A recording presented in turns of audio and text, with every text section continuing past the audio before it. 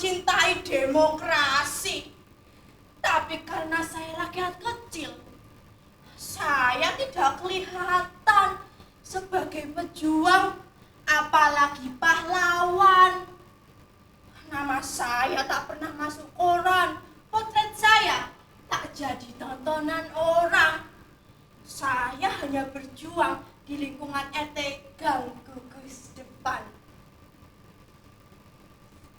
Di RT yang saya pimpin itu, semua warga pro demokrasi. Dengan beringas, mereka akan berkoar kalau ada yang anti pada demokrasi. Dengan gampang, saya bisa mengalahkan mereka untuk maju demi mempertahankan demokrasi.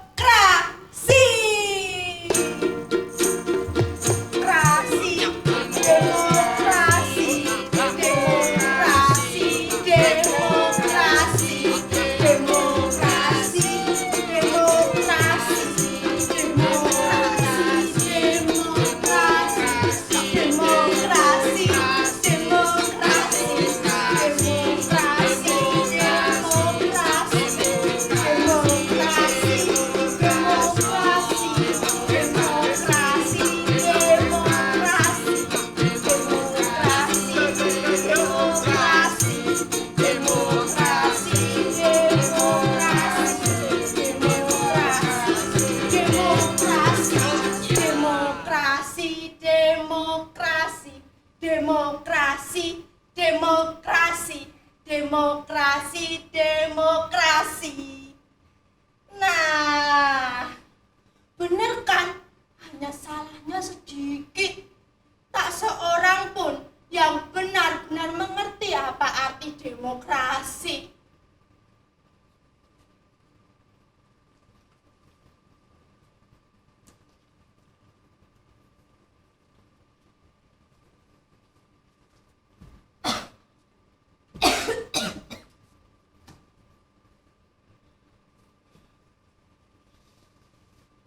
Pokoknya demokrasi itu bagus.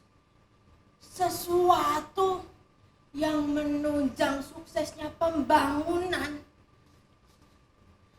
menuju ke masyarakat yang adil dan makmur.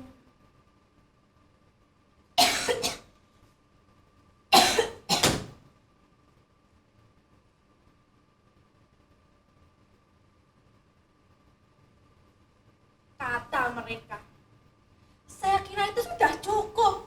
Saya sendiri tidak mampu menerangkan apa arti demokrasi. Saya tidak terlatih untuk menjadi juru penerang. Saya khawatir kalau batasan-batasan saya tentang demokrasi akan disalahgunakan. Apalagi kalau ada perbedaan tafsir yang kemudian menjadikannya bertolak belakang. Atau mungkin saya sendiri tidak benar-benar tahu apa arti demokrasi.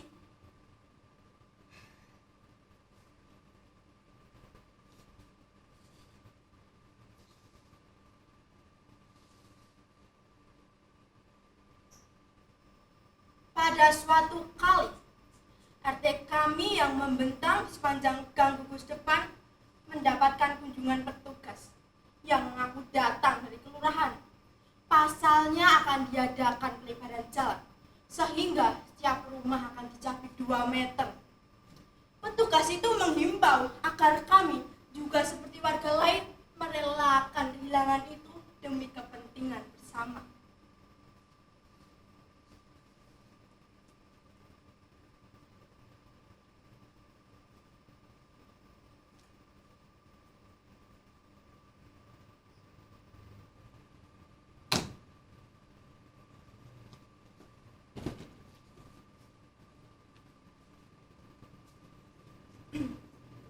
Walaupun hanya 2 meter, tapi sumbangan saudara-saudara sangat penting artinya bagi pembangunan dan kepentingan kita bersama di masa yang akan datang.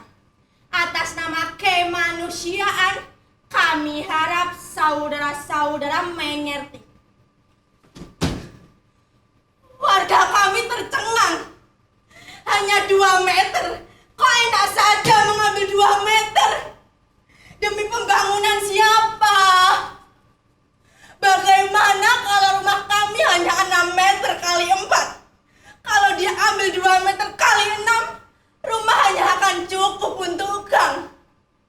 Kontan kami tolak. Bagaimana bisa membuat keputusan bersama tentang kami tanpa ada rembukan dengan kami? Seperti Raja Nero saja. Kalau saudara-saudara menghalang-halangi atau berbuat hal yang tidak, sehingga pelebaran jalan tak dilaksanakan, sesuatu hal yang buruk akan terjadi. Tanpa minta izin lagi, sebuah bulldozer muncul dan menggaruk 2 meter wilayah RT kami. Warga kami panik. Jangan, ini tanah kami. Sejak nenek moyang kami ada di sini. Dulu kakek-kakek kami tanahnya lebar. Tiap orang punya tekalan dan 2-3 rumah. Tapi semua itu sudah dibagi-bagi pada anak cucu. Ada yang sudah dijual, tapi ini tanah warisan. Bulldozer itu tidak peduli. Mereka terus juang menggaruk. Jangan, Pak, jangan. Kalau Bapak mengambil 2 meter rumah kami, tinggal kandang ayam. Nanti kemana anak-anak kami akan berteduh? Jangan, Pak, jangan. Kami belum selesai berunding. Diganti berapapun kami juga tidak akan pernah mau. Ini harta kami satu-satunya sekarang. Bulldozer itu terus menyeruduk buas. Sopirnya tidak peduli. Dia hanya menjalankan tugas. Akhirnya kami tidak bisa diam saja. Kami semua terpaksa melawan. Saya tidak bisa mencegah warga ramai-ramai keluar dari rumah.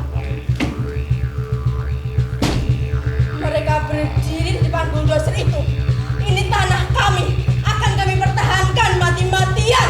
Dibeli ratusan juta juga kami tidak akan sudi. Sebab kami tidak akan mau pindah dari tempat nenek moyang kami. Anak-anak dan perempuan kami pasang di depan. Sesudah itu orang-orang tua, setelah itu saya dan bapak-bapaknya. Baru bulldozer itu berhenti.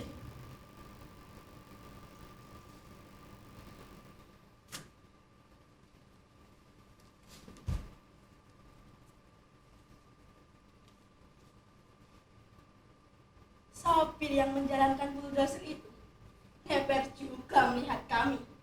Dia turun dari kendaraan dan berunding dengan teman-temannya. Kami menunggu apa yang akan terjadi. Lama juga mereka berunding. Akhirnya mereka selesai berunding. Sopir itu kembali naik ke atas bulldozer. Dia tersenyum. Kami semua merasa lega. Mereka pasti baru menyadari kalau mereka sudah salah. Mesin dihidupkan kembali. Kami menunggu dengan deg-degan. Waktu itu sebuah mobil Colt datang.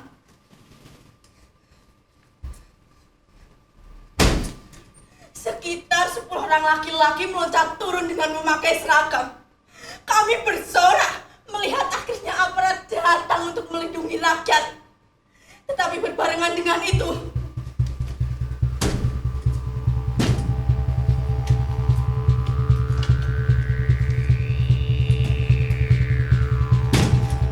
bulldozer itu kembali menerjang menggaruk tanah. Perempuan-perempuan menjerit. Beberapa anak jatuh. Salah seorang di antaranya kena garuk. Untung ada yang meloncat naik menarik anak itu. Keadaan menjadi kacau.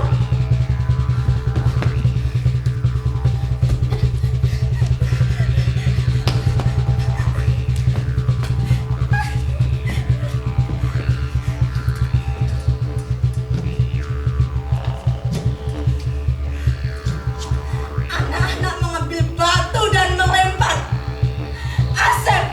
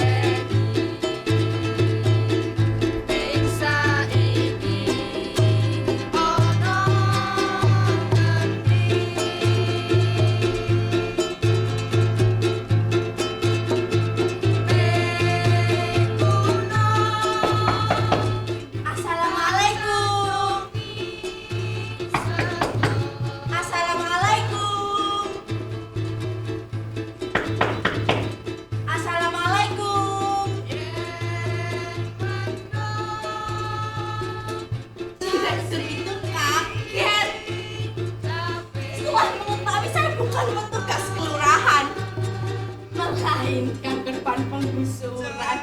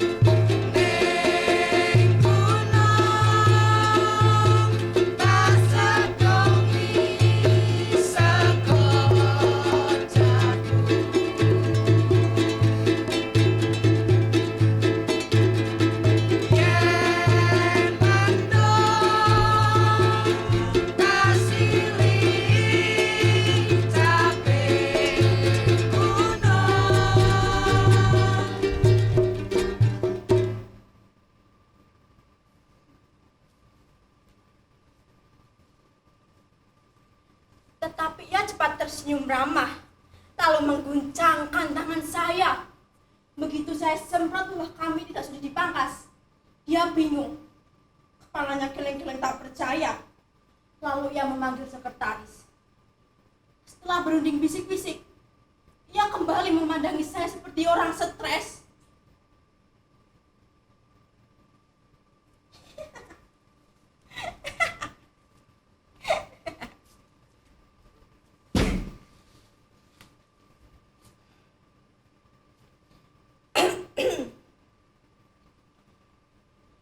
Tuhan Maha Besar, saya tidak tahu ini. Saya minta maaf. Saya tidak memperbolehkan siapa saja membuat tindakan-tindakan pribadi atas nama perusahaan. Para karyawan sudah diberi uang transport. Kalau mereka menginginkan jalan pintas itu, mungkin karena mereka ingin menyelamatkan uang transport itu di luar tanggung jawab perusahaan. Pembuatan jalan itu bukan inisiatif dan bukan tanggung jawab kami. Saya minta maaf. Saya mohon menyampaikan rasa maaf saya kepada seluruh warga.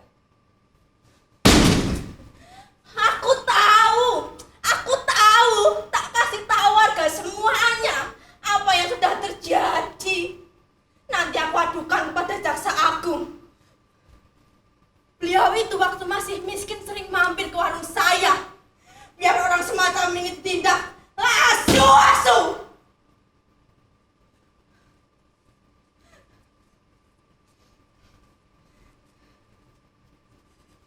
Karena terlalu marah, saya tidak bisa ngomong lagi. Muka saya saja yang kelihatan merah. Saya siap untuk meledak. Dia semakin ramah, semakin halus bicaranya. Dia memperlakukan saya sebagai tamu terhormat. Tapi saya terus maju. Ini perjuangan. Di atas meja dihidangkan makanan dan minuman. Saya tolak. Saya kesini bukan untuk bertamu atau ramah tamah. Saya membawa suara rakyat menurut keadilan. Keadilan untuk kami saja. Kami tidak minta apa-apa.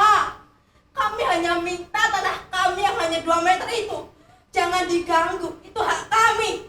Titik.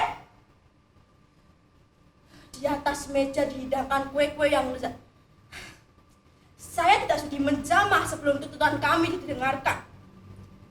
Dia mencoba bertanya tentang keluarga saya. Anak saya kelas berapa? Itu kuno. Saya tahu itu cuma taktik memancing pengertian.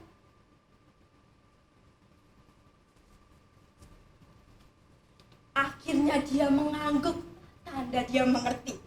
Kemudian dia menunduk, membuka laci mejanya, mengambil sebuah kertas. Saya bersorak dalam hati. Memang kunci segala-galanya pada kegigihan. Kalau kita getol berjuang, pasti akan berhasil. Tetapi kemudian darah saya tersiram. Direktur itu mengulurkan kepada saya sebuah amplop coklat tebal. Saya tak mampu bernafas lagi.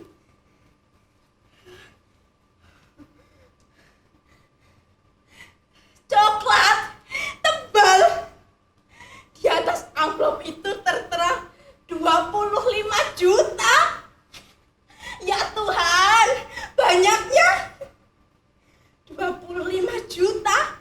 Apa yang tidak bisa dibeli dengan uang sebanyak ini? Saya bisa perbaiki rumah, kredit motor, bayar SPP.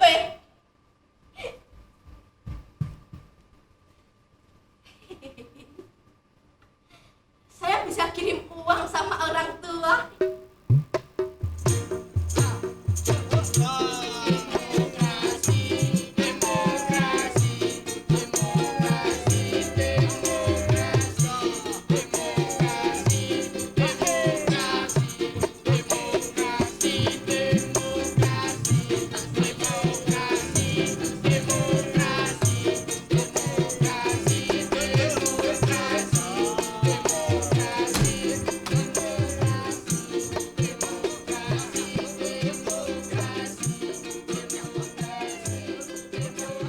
Saudara-saudara warga semuanya yang saya cintai, memang berat kehilangan 2 meter dari milik kita yang sedikit. Berat sekali, bahkan terlalu berat. Itu lebih baik daripada kita kehilangan nyawa. Lagi pula semua itu untuk kepentingan bersama. Kita sudah sepakat untuk membela demokrasi dan sudah bertekad untuk melakukan apa saja demi tegaknya demokrasi. Di dalam demokrasi, suara terbanyak yang harus menang. Maka sebagai pembela demokrasi, kita tidak boleh dongkol karena kalah. Itu konsekuensinya mencintai demokrasi.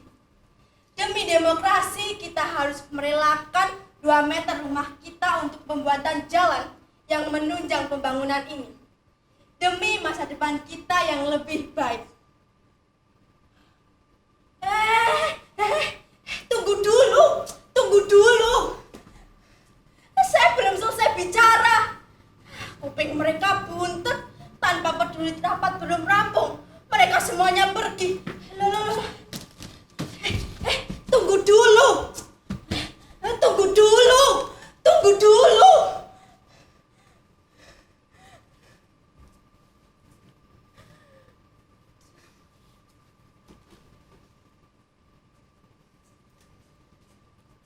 Sejak itu, semuanya benci pada demokrasi.